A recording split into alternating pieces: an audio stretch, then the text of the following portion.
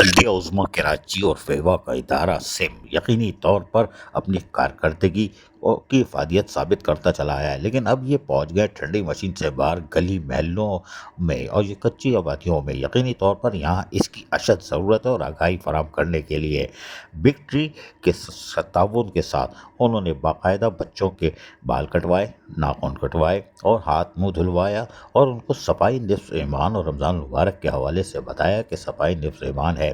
بچے خوش تھے کیونکہ ان کے بال کاٹے جا رہے تھے فری میں، اور اس کے ساتھ ساتھ ناخن کٹوائے گئے جیسے ہم نے بتایا، اور ان کو صاف ستھرا رہنے کی تلقین کی، جبکہ بچے بھی خوش تھے اور یقینی طور پر وہ مطمئن دکھائی دے رہے تھے۔ لیکن یہ کام یقینی طور پر انسانیت کی خدمت قرار دیا جا سکتا ہے۔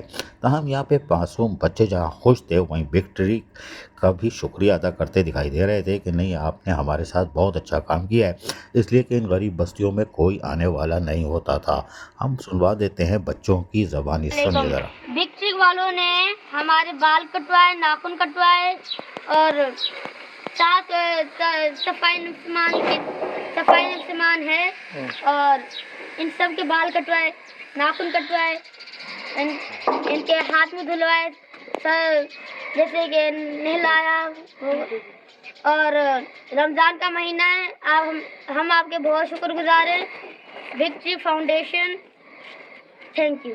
بلدیہ عظمیٰ کراچی کے ادارے سیم نے ثابت کر دیا کہ وہ ایسے نہیں ٹھنڈی مشین میں بیٹھ کے آگاہی فراہم نہیں کرتی افسران ملازمین کو، بلکہ غریب علاقوں میں مضافاتی بستی میں جا کر بھی اپنا فلاحی کام کر رہی ہے۔